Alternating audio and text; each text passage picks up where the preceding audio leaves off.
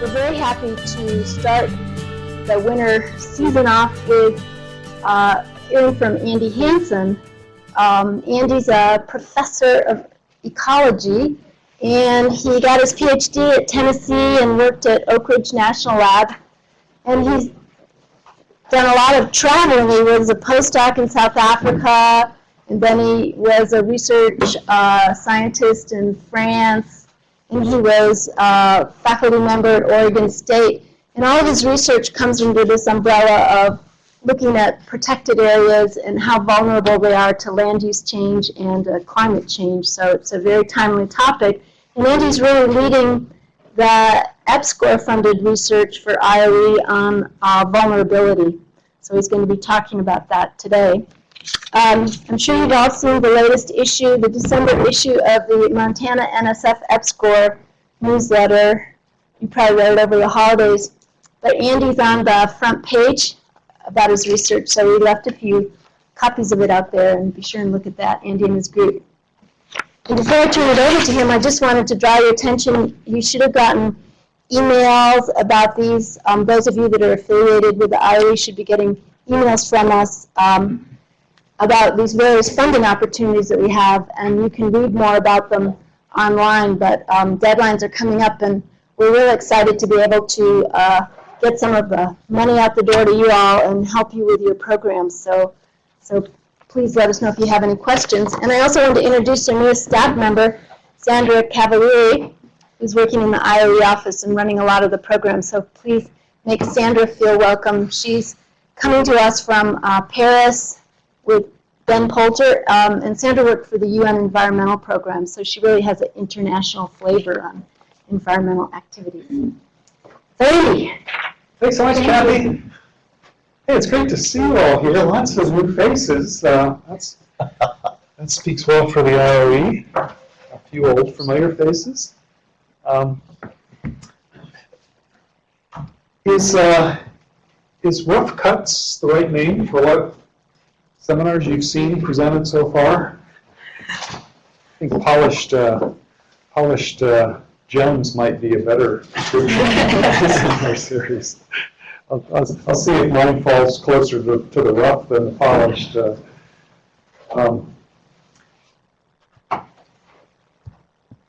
Kathy suggested I open talking a little bit about kind of the context for the current work, basically quickly summarizing the kind of projects my lab has been doing over the past several years.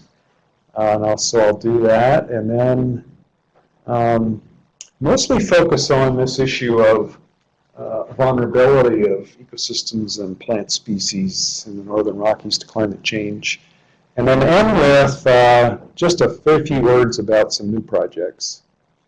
Sound like a plan? I look forward to a lot of feedback, any that you have, because the work that I mostly dwell on is really in progress, and I think you'll agree it's a very tough issue to get our heads around how past and future climate change might actually affect ecosystems and what it means for management.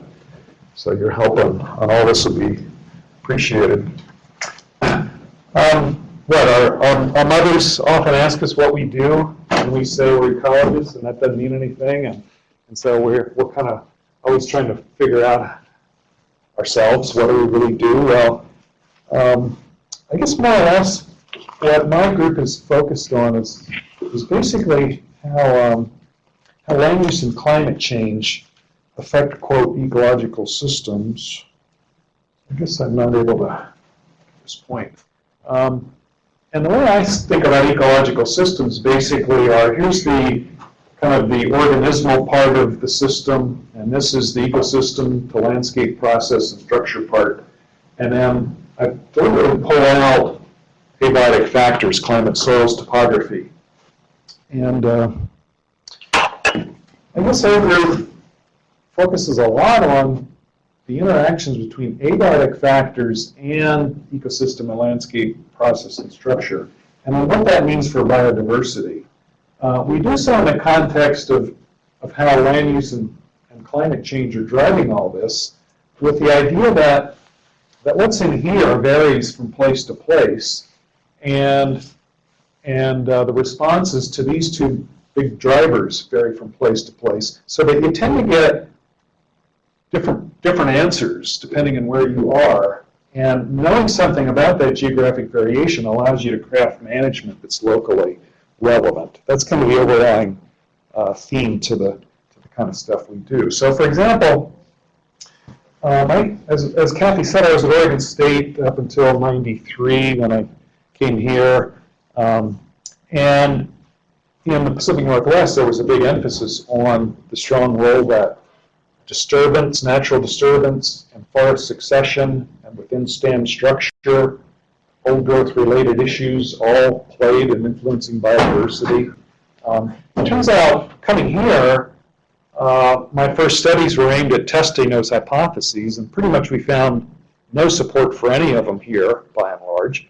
Instead, there was quite a bit of evidence in favor of interactions among these factors, that in our system, climate and soils tend to be strongly limiting, and that varies with elevation and topography, such that ecosystem processes like primary productivity are low in a lot of the landscape and high in particular places. So here's a map of GYE looking at it from the south, so the Wind River Range and Yellowstone Park. Primary productivity from MODIS satellite data is mapped on this light to dark green gradient. So you can see that it's pretty much the lower forest tree line that's particularly high in primary productivity. Importantly, much of Yellowstone Park is intermediate to low. Perhaps it's not coincidental that species richness of birds, trees, and shrubs tends to be associated with those places of high productivity. So red in this map denotes bird hotspots, places of lots of bird species. And then where does land use come into it? Well, oddly enough, rural homeowners tend to have similar habitat selection requirements to birds and trees and shrubs because apparently because the blue areas are rural homes around the system. So the result of this work basically says that these abiotic factors pretty strongly structure biodiversity and land use in ways that the same small proportion of a landscape is important for both. And you can quickly imagine what some of the conservation implications are of those types of relationships. Just briefly, the kind of methods that we use in the lab to do this kind of work. Largely, we do field sampling across, in small samples that are organized across these biophysical gradients. Mostly we work on birds, trees, and shrubs. That's where the predictor data, the response data on biodiversity. Predictor data we largely get from the field samples, but also from satellite data and aerial photo interpretation, and in situ data like gauging stations and meteorological stations. We basically use standard statistical techniques to relate the predictor and response data, develop statistical functions, and then extrapolate across the broad landscape. So basically extrapolate from those field points to the broad landscape based on things like satellite imagery. So that we end up being able to map the key response variables wall to wall across the landscape, and then try to draw implications for what does that mean for management. These are bird population source areas plotted as a function of private versus public land. Again, important conservation implications for that. So that's the kind of work we do. Two quick examples of how kind of the work in Yellowstone has allowed us to scale up to address similar questions more broadly. So for example, we've looked at bird species richness across North America, in this case as a function of gross primary productivity, and actually find that about half the variation in bird species richness is explained by that single variable across North America. I mentioned that geographic stuff. Well, it's illustrated here that basically the blue parts of North America are where there's a strong positive relationship between bird species richness and energy, and that would include, of course, where we are in the Rockies. But the green and the red areas are places where the relationship is either flat or actually a slight negative relationship. Again, important conservation implications of that. In this case, we basically ask, what's the natural potential for a place across North America to support bird species richness? The natural biotic carrying capacity, if you will. So we modeled this as a function of soils and climate, not primary productivity, because land use is influencing that. So the whole idea here was to pull land use out of the equation and just ask about the natural system's abilities to support species. The dark red areas are places with high biotic carrying capacity. The places that are white, we didn't have an ability to actually map there. This is basically the distribution of that biotic carrying capacity as a function of public versus private land. You can see the rich places are mostly in private land, and then this is the relationship with human population density. Interestingly, from Washington, D.C. to Boston, places that is highly populated, also tends to be really quite high in this natural ability to support species. So it's kind of interesting that this fundamental thing we learned from GYE actually applies, in this case, continentally, leading to some important information about what are the places that you want to conserve versus the places you want to restore. So it could be those areas around New York City now that have been highly altered by land use, and native species are not doing well there. Might be the prime places for restoration, given their climates and soils. And then, as Kathy said, we've also been looking a lot at protected area questions. Seeing that intense land use around the edge of Yellowstone led us to do a study across 6 national parks around the world, basically coming up with hypotheses on the ways that land use outside of parks influences ecology inside of parks. We used those mechanisms as the basis of trying to objectively map that surrounding ecosystem that's important to each park. We call these protected area center ecosystems. We did that mapping around 60 parks in the lower 48, and then within those areas, basically looked at land use and climate change over the past 100 years in and around those parks, and then what was projected for the next 100 years. That's what this reflects, and it pretty much shows very different levels of exposure to land use, to climate change, and potential vegetation shifts from park to park, which hopefully allows managers to kind of craft strategies that are appropriate for their own. What are the 3 bars in each of those little things? So home density is blue. It's projected home density to 2,100. I see. Temperature in red, and then whether a place is likely to undergo a biome shift based on climate is in green. So you kind of see that the biome shift stuff is mostly in the arid west, even though temperature is projected to go up kind of equally everywhere. Okay, current project. We call it the Landscape Climate Change Vulnerability Project. Several folks in the room are part of it. So Nate Pekelik and Tony Chang and Eric Garud from my lab who are here, are all part of it. Tom Olaf, co-coordinator of the Great Northern LCC, is here. And then we've got colleagues from Woods Hole, from the Park Service office in Fort Collins, Bill Monahan and John Gross, and then from the NASA Ames lab, Forrest Melton and his colleagues. And then finally, you might know Dave Theobald and Sarah Reed with Colorado State and with Conservation Science Partners. This study is funded by by the Applied Sciences program at NASA.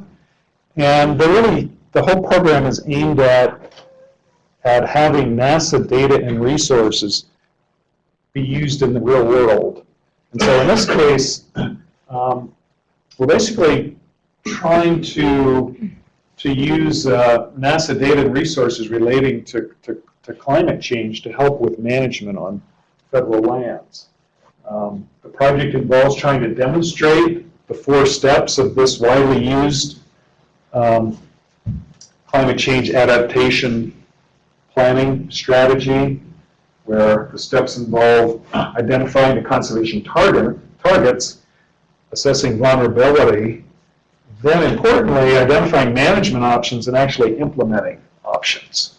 And the deal is there's now a lot of work on the sciencey part of this, but actually having it lead to on-the-ground management remains very, very elusive for all types of reasons that you can imagine, but we won't have time to go into. So our project kind of is of great interest, I think, to the NASA Applied Sciences program, because we really want to get to this management phase. We're working in the Great Northern LCC, centered on the Rockies, and the Appalachian LCC.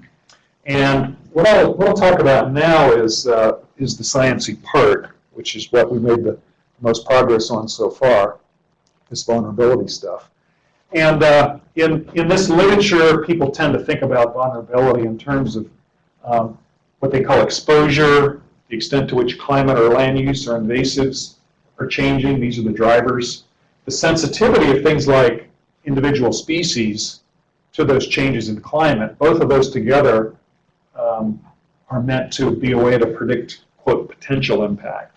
And this is really what I'll talk about now for the next little while. Species have an ability to cope with some of these potential impacts, and that's ultimately then what influences vulnerability. So I'll just quickly summarize some of what we're learning about for the past 100 years and projected for the next 90 years, to what extent change in climate has happened or is expected to happen, some ecosystem process responses to those climate changes, and then what it might mean for different elements of vegetation. And this will all be aimed at the Great Northern LCC, and particularly Greater Yellowstone and Glacier Park. We're doing all these analyses across the whole LCC as outlined in yellow, and in the 3 primary parks, those 2, and then also Rocky Mountain. I'll focus more closely in our area for this session. First, the last 100 years, let's think about what changes has happened in that time, a little bit about some of the response to that. That's a good context for the projections in the future. With regard to climate, we're drawing on this widely available and used monthly data set called PRISM. Basically, it interpolates climate characteristics between meteorological stations. It's weighted by topography and elevation and other things. With regard to past climate and future climate, it's really important to be tuned into uncertainty in those data sets. And so our lab has been reading a lot and thinking a lot about that uncertainty and what it really means from a manager's point of view. Managers increasingly want to know how credible the maps are that you're showing them and the projections that are being made. And so we need to be very careful with this. I'm going to kind of skirt over all that today in the interest of time, but know that we're thinking about it. So how much has climate changed here over the past 100 years? Well, here are the 3 parks, and basically all 3 have warmed between a ½ degree and about 1.3 degrees C, with the fastest rise being in minimum temperatures and the lowest rise in maximum temperatures. Over the 110-year period of interest, of course, there is this overall positive rise, but notice that it's particularly in the last 30 or 40 years, since about 1975, that the rate of temperature change has has increased most quickly. All 4 seasons have increased in temperature, but particularly winter and spring, both in Glacier and in Yellowstone. We were interested in kind of the perception among you all probably, and us too, that it just doesn't get as cold as it used to. And so Tony Chang, who worked with the PRISM data set, did this plot of basically coldest monthly minimum temperature each year. So you'll notice that there's about, each of these, represents a year when there was a monthly minimum temperature of just below 0 degrees Fahrenheit. So that's a pretty cold monthly temperature. This graph indicates that about every 6 years, on average, from 1900 to 1993, we had those kind of cold monthly temperatures. But we haven't had a winter like that since 93, 18 years or whatever. And it really raises question about something different going on in this period. Okay, another thing, so here's precipitation. Kind of interestingly, in all 3 of these ecosystems, it's basically increased slightly to moderately over this time period. And so on the one hand, temperatures are going up, but precip's going up. What does that mean in terms of soil moisture or other measures of aridity? Well, Tony did some kind of neat original work and basically plotted an aridity index. That's the ratio of how much moisture potentially can get pulled out of the system through evaporation and transpiration. It's mostly a function of temperature, versus how much comes in via precip. And pretty much what we see is that we've actually gotten less arid over this time period. But in reality, there's an inflection point where it was getting more moist up until, again, about 1975, and then switched over to increasing aridity, not at a rapid rate, but at a rate that shows some increasing aridity. Since 75. Approximately, yeah. And it's kind of interesting, you see somewhat similar in Glacier. And so really when you try to interpret all this climate stuff in our area, I think the most meaningful graphics are something like this. So for temperature in Glacier, this is showing the anomaly. Basically, the red are where temperatures were above the 100-year average, in blue below the 100-year average, and then the similar for Yellowstone, and we have temperature and then precip. If you look at these, it's kind of fascinating that you pretty much see decadal scale variation. We know from Greg Peterson's work and Lisa Gromlich that there's this Pacific decadal oscillation that pretty much drive 10 to 20 year periodicities of temperature and moisture. In both systems, it was relatively dry up until about 1940, and then relatively wet thereafter. The warm versus cool is a little bit less distinct, but something that really stands out in both systems is above average temperatures since about 1995 or so. And so again, this raises question, is something going on differently? Is human-induced global warming now laying on top of these PDO cycles that have been documented to go back some 300 years or so? We don't know the answer to that, but that's what's really important when we think about projecting forward in our system. Snowpack, Greg Peterson's done a bunch of work on this. In this case, these treating people, they're not happy to go back 10 years or 100 years. They want to go back 800 years, giving us truly the longer-term context. And pretty much the current period is 20% lower than that 800-year average. And then Greg's group looked just at that last 100 years, and the last 10 years have been among the lowest period in the past 100 years. So snowpack is definitely dramatically reduced in the area. To kind of summarize this, I think what these data show is something different is going on here than in the Southwest U.S. I think that there's great information in the Southwest that it is drying, that trees are dying there due to loss of hydraulic function, due to actual temperature-induced mortality as well. In the Northern Rockies, we're not seeing that, I don't think. Well, clearly what the data do show is increased warming, especially in winter and spring, reduced snowpack, reduced runoff,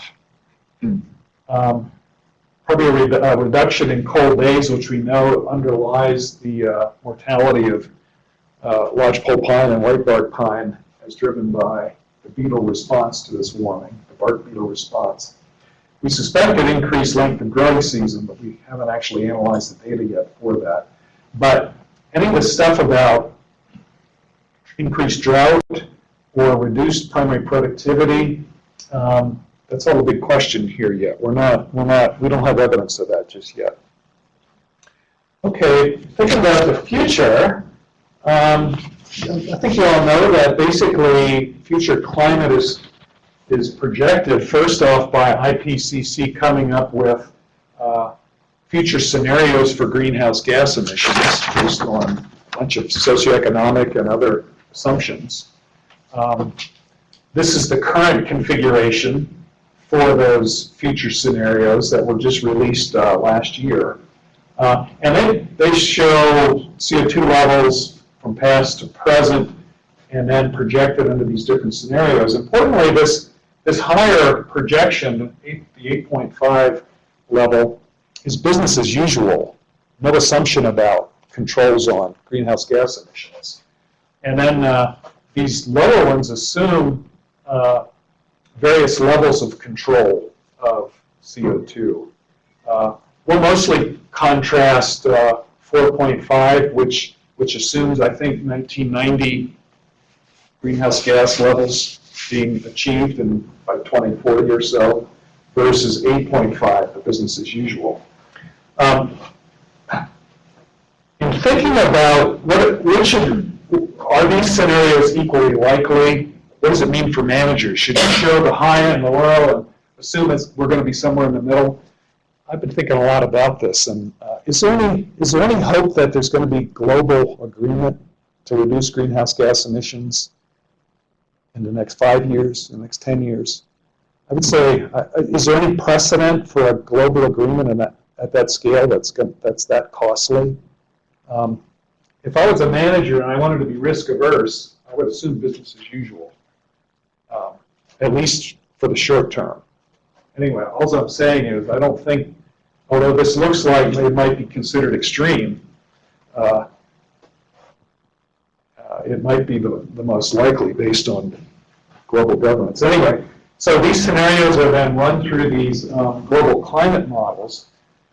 They involve these really complex interactions along atmosphere, land, oceans. They're run at about a 60-mile grid size, and then they need to be downscaled to more ecologically meaningful spatial scales to about 1 kilometer. There's lots of uncertainty associated with all of this.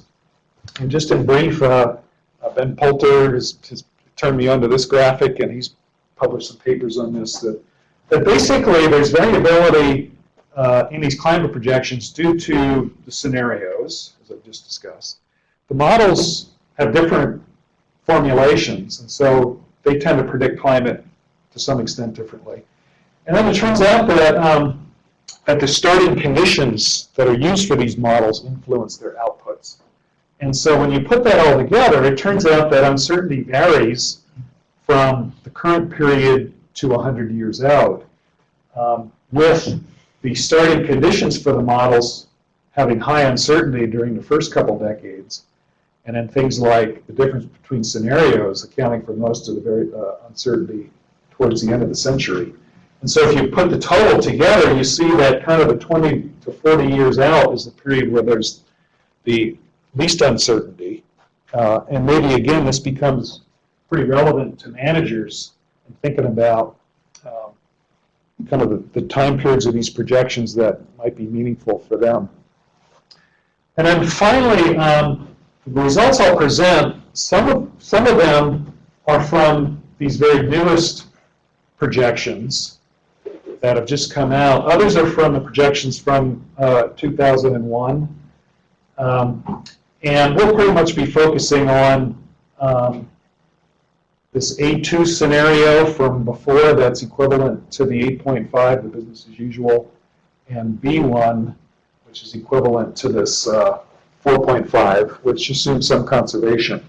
The actual climate projections under the old GCMs and scenarios and the new turn out to be pretty similar in range. So it's reasonable to do comparisons among them. Okay, so Forrest Melton and colleagues at NASA Ames basically have done this downscaling of these AR5, these latest projections.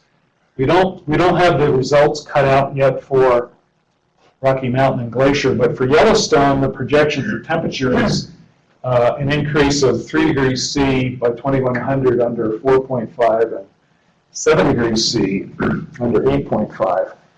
Precipitation continuing to rise under all three of these scenarios. For context, I kind of went to the paleo literature and simply asked how much do paleoecologists think things have warmed up since the last ice age, and this number of about 5 degrees C for July temperature across North America as the range of change over the last 14,000 years is in a paper in Science from 2006. Kathy could speak to us more about how meaningful that is, but it does put in context, I think, this range of temperature change that we're talking about something pretty significant in 100 years relative to the changes we know have happened over 14,000 years. There's a lot of uncertainty, especially in the projections for precipitation in the Rockies, more so than temperature. And in terms of vegetation response, the moisture, of course, is really critical. We know it's going to warm. We know that ET is going to rise. But will there be enough moisture coming into the system so that we don't get increased drought stress? So Tony actually plotted this, actually calculated and plotted the aridity index into the future, the same index that we had done for the PRISM data from the past. Under the more moderate CO2 scenario, we see just an increase, but not a very substantial increase in aridity and GYE. But under 8.5, a fairly substantial increase, suggesting that perhaps increased drought stress would be coming into play. What we're doing here is basically we're trying to interpret these climate data in ways that are ecologically meaningful. Turns out that's a challenge. It's important to do, but that's why we're plotting things like number of cold days and this aridity index. Because ultimately, I think what most of us are trying to do is figure out how ecosystems might respond. Okay, so that's a bit of a lead-in to ecosystem processes. So again, Forrest Melton's group has basically used Steve Running's Biome BGC model to project ecosystem response to past climate change using PRISM data, 1950 to present, and then under these new AR5 climate scenarios. And the sorts of outputs that we're working on is snowpack, soil moisture, runoff, and primary productivity. So just for example, when it comes to snow water equivalent, here are the model outputs for 1950 to present based on PRISM data, showing probably a decline. But we haven't done analysis on this. Well, I actually just got these Sunday night, so they're new. With regard to, and so we're looking at the three different climate change scenarios, and you can see under all three some degree of reduction in snow water equivalent. Kind of importantly, that is projected to happen in all seasons, in spring shown here and in summer. In contrast, when you look at gross primary productivity, I was really tickled to see this because basically it shows really a huge amount of interannual variability over that last 60 years, but no trend in GPP. If the system was drying out, you'd expect the vegetation to reflect that. But these data don't support that that's the case. Interestingly, the GPP is projected to increase slightly over the system, out to 2100. But really importantly, most of that increase is in spring and with a big reduction in summer. So when it comes to phenology, ungulate forage availability or butterfly phenology, I think understanding these seasonal differences in projections perhaps becomes really interesting and really important. Okay, then the last part of this is vegetation response, and we put in our NASA proposal that we would do statistical modeling of vegetation ourselves. We quickly realized that since we had submitted the proposal, there had been a large number of papers that had come out doing just that. And so we thought, okay, well, let's synthesize what's currently known, what's been published recently, and then learn what we can from that, and then build on that with our own analyses as needed. So some of these studies are at coarse spatial scales in dealing with vegetation at coarse levels like plant functional types, or at the biome level, and others deal with individual tree species more at a kilometer scale. I'll briefly summarize the results from some of these. First, this coarse approach is basically using a dynamic global vegetation model. It's actually tied to a global climate model, one in particular. And so, interestingly, there are feedbacks that change in snowpack feedback on vegetation, life plant functional type. And this was run for the western U.S. Across that whole region, basically the prediction is that this needle-leaf evergreen functional type is projected to decrease while shrub and grass are projected to increase. And then this map shows spatially for this needle-leaf evergreen, is it projected to increase in cover versus decrease. And I thought it was pretty interesting that it's somewhat our area where there's projected to be major decreases. This is fundamentally getting at, is the future, is Greater Yellowstone in the future going to be forested or not forested? That's kind of what this type of modeling is aimed to get at. These other studies use what's called a climate envelope modeling approach or species distribution modeling approach. It's a simple idea.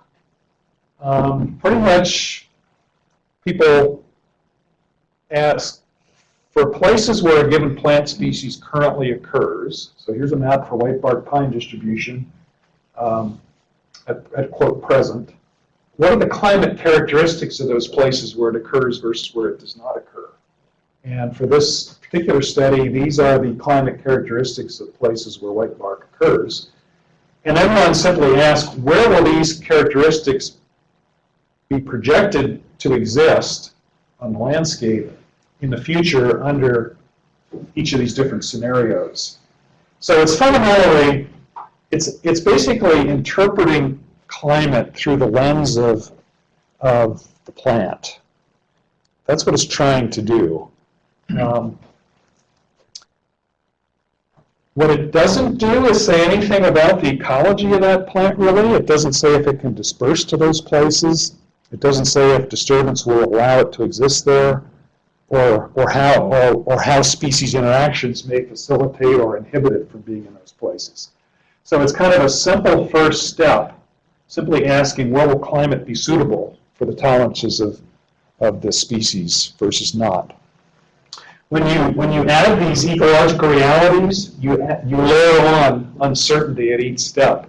And it's very easy to end up with projections for which the error has exploded and you have no idea whether you can believe any of it.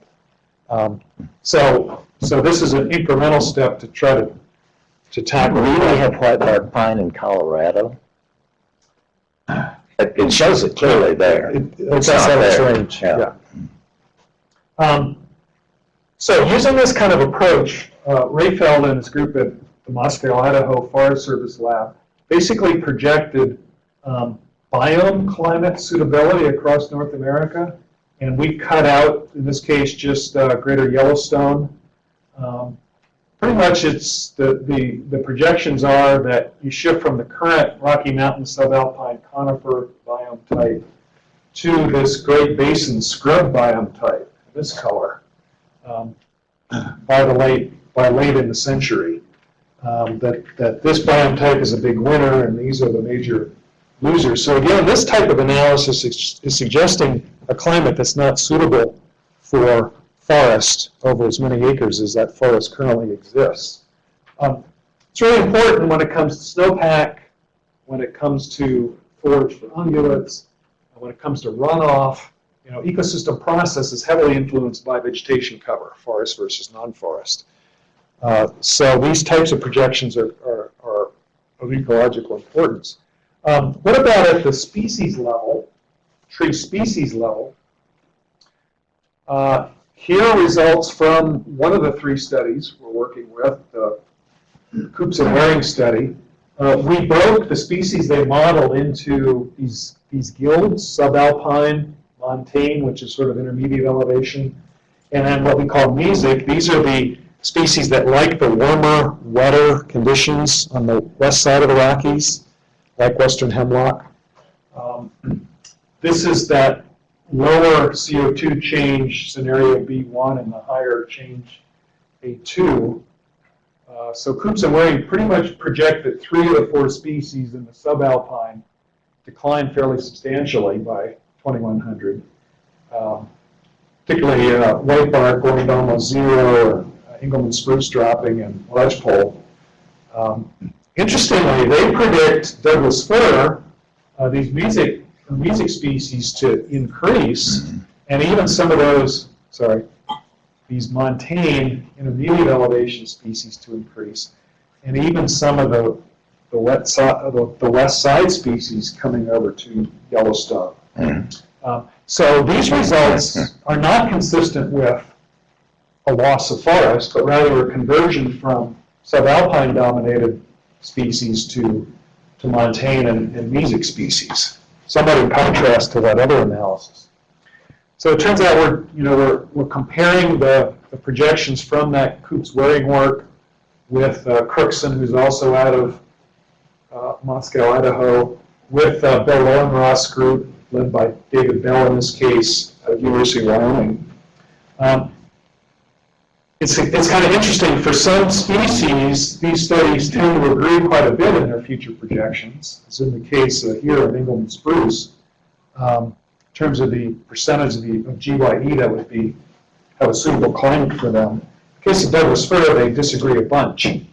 So we want to understand more about that disagreement, and so that becomes kind of the rationale for our own original work on this vegetation modeling. I see we're getting on in time, so I'll be quite brief in this. Pretty much, we're trying to model the dominant tree species across GYE using this habitat suitability approach. We're using all the field data that's available for the system, which is considerable, and we're adding consideration of water balance to those other climate variables that are typically used, and then additionally we're using soil and topographic variables as predictors, and then tapping into some really nice software that's being developed at the North Central Climate Science Center. So we're actually using 4 different statistical techniques to develop these models, so we can tend to see how robust are these predictions relative to the statistical methods that are being used. So in the case of whitebark, Tony's been working on this, and we have the most progress to date on it. He basically found that climate from this 30-year period from 1950 to 80 was the best, produced the strongest models, rather than the more recent, for adult-sized, greater than 8-inch DBH trees, and that the leading predictors were temperature in August, pretty much white bark is present where Tmax is low versus it's absent where it's high. And then snow water equivalent in May, you find white bark where there's higher snow water equivalent, and then you find it where it's lower in June, vapor pressure deficit. So those are the main predictors. Projecting forward, in this case under just one of the GCMs, 2100 under these two different scenarios. Interestingly, the projection is that of the current area that has suitable climate for white bark, under the low strength change scenario, only 4% continues to have suitable climate. And under the higher CO2 change scenario, basically there's no suitable habitat based on climate for the species.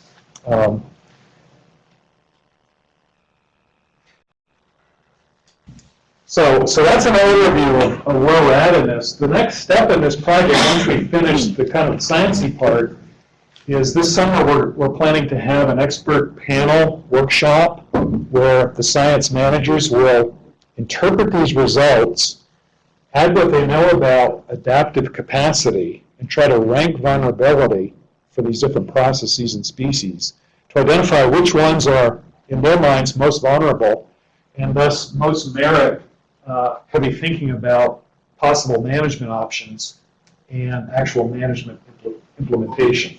So the last year and a half of the study will mostly focus on these two steps. So as I said, mostly the lab's early work focused on the land use part, and now the climate change is the more recent, and the new studies are really trying to put these both together as drivers of ecological systems. And so one project that's funded through the Climate Science Center, the North Central Climate Science Center, involves Kathy and Tom and Liz Shanahan from MSU and Nate and others. And it's basically focused on working with the Greater Yellowstone Coordinating Committee's White Bark Pine Subcommittee to actually model restoration strategies for white bark under climate change. Ben Poulter and Katie Ireland are leading an effort to move past these habitat suitability modeling approaches to actually use process models that simulate establishment, growth, mortality of tree species interacting with each other, hopefully leading to more realistic models. We have a proposal in with a group out of the NOAA lab in Boulder that basically ask about how do those starting conditions for GCMs influence climate predictions, but then also how meaningful is the uncertainty relative to vegetation. So that's a particularly interesting study that I hope gets funded. And then finally, Scott Powell here at MSU, and Katrina Mullen from U of M, and Dave Theobald at Colorado State and I are working on basically how can you better predict land use change in the future, knowing something about climate change and climate change effects on land use. Let's go. So those are some of the directions we're going. I really want to thank Kathy and the IOE and EPSCoR for support, the NASA program, the NASA Applied Sciences program, and also the North Central Climate Science Center for allowing this work to go forward. So thanks for your patience. That went a little longer than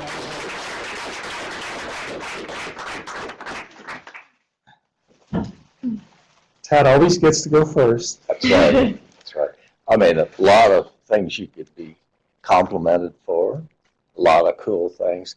But I've had a long interest in white bark pine, as you know, and I've done quite a bit with it. You know, I'd say from what you say, I would examine those plants, and I'm going to plan some management for them.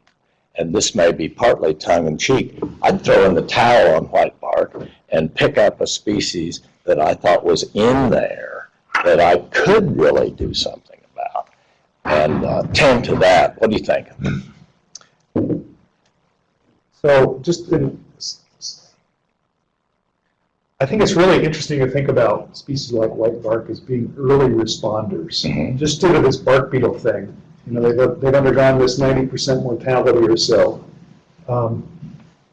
Perhaps we can learn quite a bit about a species like whitebark and its response to climate. An early responder that'll be relevant for us understanding and managing other species for which they'll be responding to climate strongly. That's fair enough. And then secondly, in that first new study I mentioned, Kathy and Virginia's role was actually in that, to use the paleo record, to ask more or less about the adaptive capacity of whitebark. It might well be a species whose strategy is to be able to persist through unsuitable climate. It can live several hundred years without reproducing.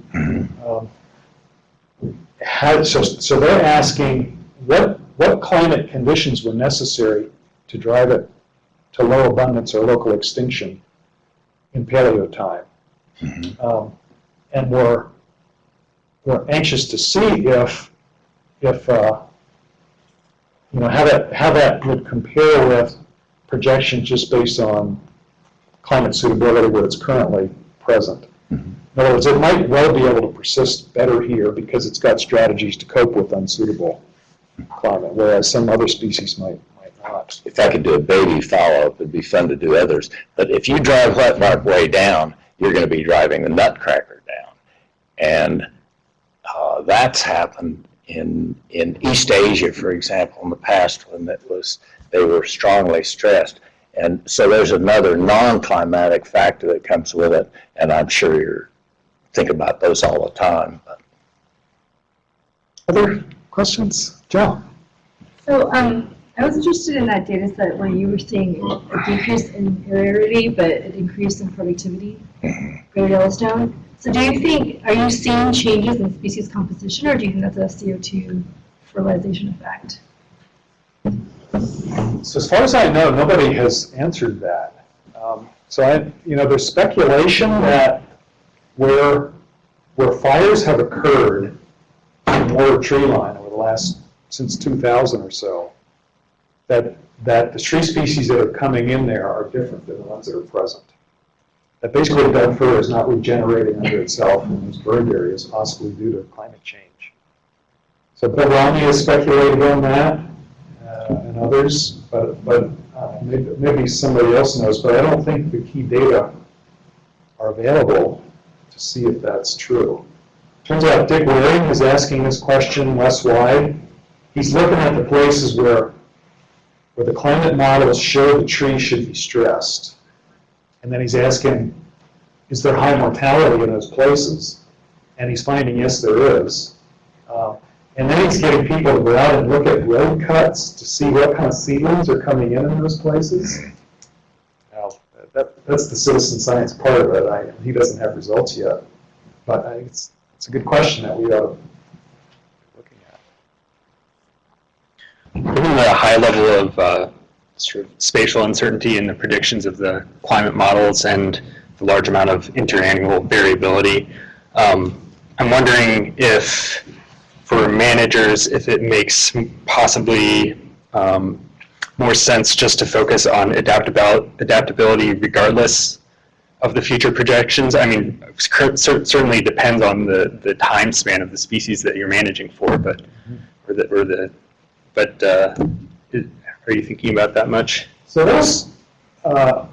the Forest Service in Oregon and Washington just finished a synthesis on this question, and they pretty much said yes, that we ought to be managing for, quote, resilience, and then they go on to try to define what they mean by that, and they define what management strategies would be consistent with that.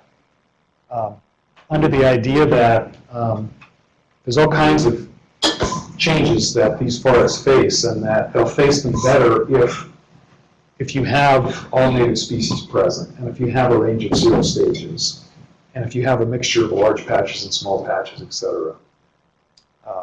So I think that's good logic. I also think that it could be that we're able to have a little more management certainty about some species. So it turns out that whitebark, all these models show temperature is a big deal with regard to loss of white bark.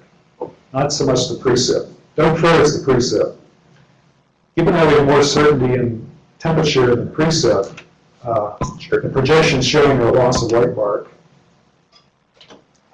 are more credible, I think, and maybe would lead to more management action, justification of management action for it than for Douglas firs. But nonetheless, that whole issue of how the managers allocate resources given this uncertainty is one that's getting a huge amount of discussion and not many answers to.